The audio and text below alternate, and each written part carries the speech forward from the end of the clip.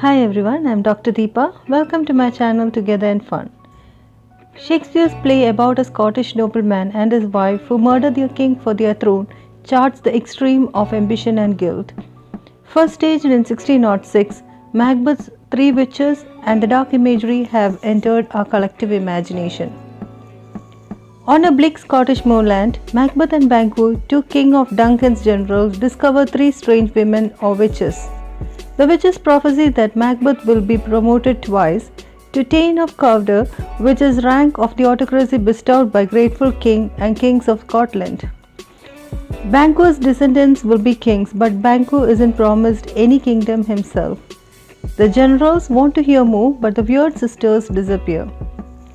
Soon afterwards, King Duncan names Macbeth Thane of Cawdor as a reward for his success in the recent battles. The promotion seems to support the prophecy. The king then proposes to make a brief visit that night to Macbeth's castle at Inverness. Lady Macbeth received news from her husband about the prophecy and his new title. She vows to help him become king by whatever means are necessary. Macbeth returns to his castle, followed almost immediately by King Duncan. The Macbeths plot together to kill Duncan and wait until everyone is asleep. At the appointed time, Lady Macbeth gives the guards drugged wine so Macbeth can enter and kill the king. He regrets this almost immediately, but his wife reassures him. She leaves the bloody daggers by the dead king just before Macbeth, a nobleman, arrives. When Macbeth discovers the murder, Macbeth kills the drunken guard in show of rage and retribution. Duncan's sons Malcolm and Donalbain flee fearing for their own lives, but they are nevertheless blamed for the murder. Macbeth becomes king of Scotland but is plagued by feelings of insecurity. He remembers the prophecy that Banquo's descendants will inherit the throne that arranges for Banquo and his son Fleance to be killed. In the darkness, Banquo is murdered, but his son escapes the assassins.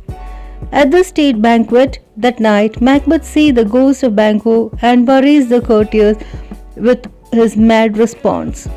Lady Macbeth dismisses the court and unsuccessfully tries to calm her husband. Macbeth seeks out to the witches, who say that he will be safe until a local wood, Birnam Wood, marches into battle against him. He also need not fear anyone born of woman, which sounded secure. They also prophesy that the Scottish succession will still come from Banquo's son. Macbeth embarks on a reign of terror, slaughtering many, including Macduff's family. Macduff have gone to seek Malcolm at the court of the English king.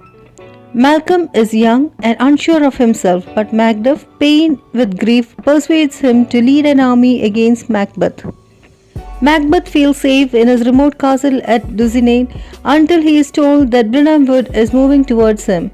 Malcolm's army is carrying branches from the forest as camouflage for their assault on Macbeth's stronghold.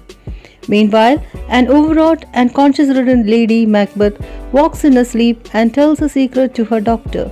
She commits suicide. As the final battle commences, Macbeth hears of Lady Macbeth's suicide and moans. In the midst of losing battle, Macduff challenges Macbeth. Macbeth learns Macduff is a child of Caesarean birth, realizes he is doomed, submits to his enemy. Macduff triumphs and brings the head of the traitor Macbeth to Malcolm. Malcolm declares peace and goes to Scone to be crowned king. If you are watching this channel for the first time, subscribe. If you like the content, like and share.